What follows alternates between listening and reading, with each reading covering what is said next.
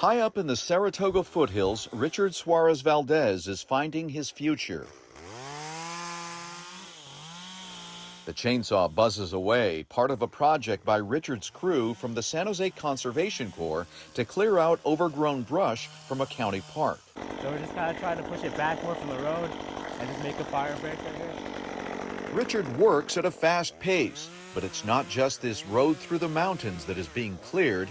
With each new cut, Richard's personal path forward seems to be a little less tangled, too.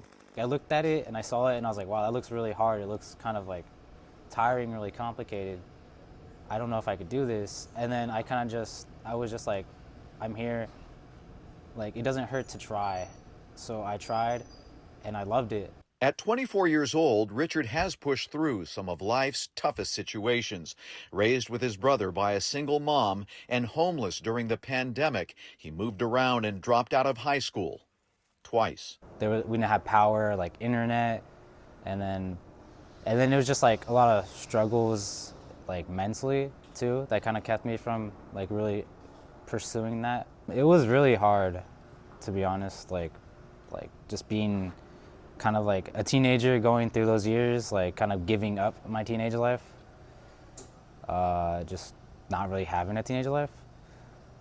Like, it was hard, and it kind of like, it took me down, like kind of brought me down, and like I couldn't really focus on like my education or other things in my life besides like the negatives. Now that we're all ready, go ahead and grab your weed whackers and we'll go ahead and teach you guys how to start him up.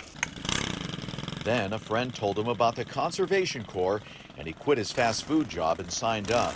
The Corps was started in 1987 by then San Jose Mayor Susan Hammer. It's both an accredited high school and a hands-on job training program focused on the environment. We try to find youth that is in need of that additional support in order for them to be successful. Jonathan Sarabia came through the program and now helps lead it. We're here to develop their personal, their professional, and their academic background. So once they're done with their organization, hopefully they can move on to a post-secondary education, meaning college or university. I have to go around like the classroom and look for like different type of angles, like an acute angle, an obtuse angle, and a right angle. Richard splits his time between the classroom and work. He's taking geometry and learning communication skills. 10-hour day, right? You saw the sun up to sundown most likely. He put a creative visual presentation together documenting the work his team did at Big Basin State Park, where he cut down dangerous trees after the fire and cleared trails for future hikers. At first, it was a little like hard coming back into it, like after not being in school for so long. But they're like really great on easing me into it. Like, the teachers are really great, and they're just like, they really care about you, and like they care about like your grades and you getting your education. Like, so like they're always there to help, and that kind of really helped me like want to do better.